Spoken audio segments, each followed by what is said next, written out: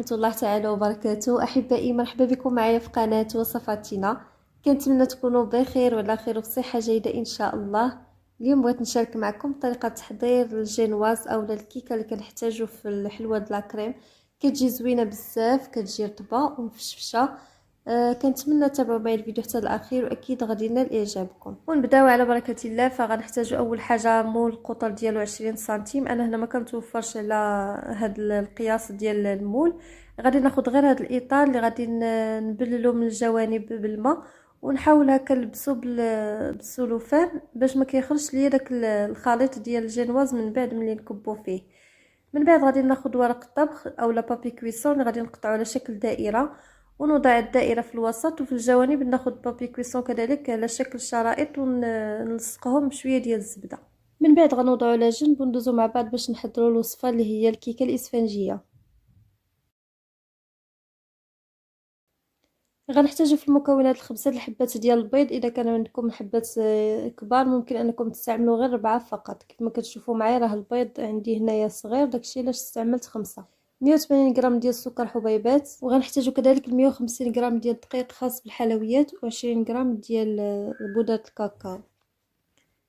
غادي ناخذ البول اللي غادي نخدم فيه هاد الجينواز، نوضع فيها 5 ديال الحبات ديال البيض و180 غرام ديال السكر حبيبات. في هاد الاثناء راني خليت الكاسرونه فيها الماء كيغلى. غادي نوضع هاد السكر والبيض في الباء ماغي على نار اللي تكون مهيله، ونبقى هكا مستمره في التحريك غير بشويه، يعني ماشي بالضروره اننا نخلطو يعني تنطربو، يعني غير نحرك واحد شويه باش ما يطيبش لينا داك البيض. وفي هاد المرحله راني غير مسرعه الفيديو، يعني ماشي كنخلط البيض يعني كنطربو، يعني كنخلط غير باش كذوب ديك السكر حبيبات صافي، باش ما كيطيبش لينا البيض حيت ديجا راه فوق العافيه. ومن بعد ما كيذوب السكر تماما ما كيبقاش الحبيبات ديال السكر كيبانوا، غادي نخليه على اقصى درجه في الروبو، نخليه كيضاعف في الحجم ديالو حتى ل3 ديال المرات. وفي هذا الاثناء اللي كيطلع البيض غادي نغربل كل من الدقيق وبودره الكاكاو ونخلطهم مع بعض.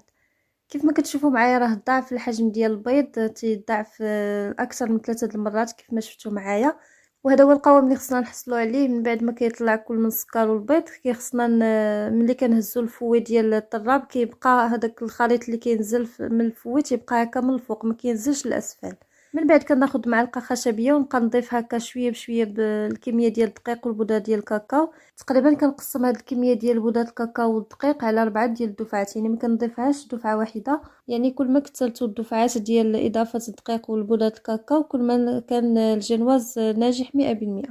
وكيف ما كتشوفوا معايا احبائي الطريقه باش كنخلط هاد الدقيق اولا باش كندخل هاد الدقيق وبودره الكاكاو، ضروري ما انني كنوزعها هكا من الفوق وكنبدا نهز من الاسفل الاعلى، يعني نحاول ما امكن ما نخلطوش من اتجاهات كثيره، يعني نبقاو في اتجاه واحد ونبقاو هكا مستمرين في التحريك حتى كنكملوا الكميه كامله اللي عندنا ديال بودره الكاكاو والدقيق. ودائما راه غير بشويه، انا واخا كنسرع لكم الفيديو راه غير بشويه كنحرك.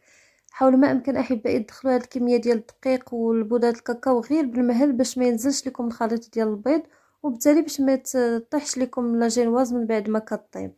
من بعد غادي نوضع الخليط في المول اللي حضرته من قبل، اللي درت فيه الورق ديال الطبخ ودرت فيه السلوفان من الجوانب ومن الاسفل ديال الاطار باش ما كينزلش ليا الخليط من الجوانب.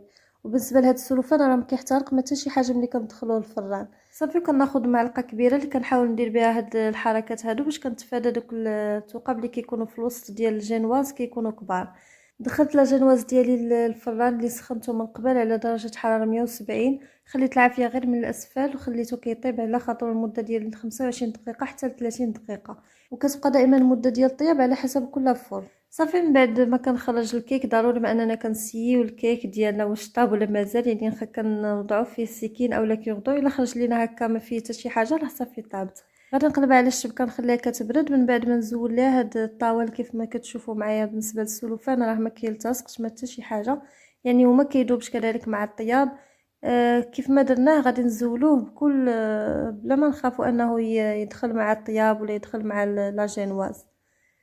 صافي من بعد وهي مازال سخونه غادي نزول ليها الورق ديال الطبخ ونخليها كتبرد. كيف ما كتشوفوا معايا راه كتجي رطبه ومفشفشه واسفنجيه، يعني كتجي وصفه ناجحه وكتجي جينواز اللي هي ناجحه 100%. يعني غير جربوها ان شاء الله واكيد غادي تنال اعجابكم وغادي تنجح لكم.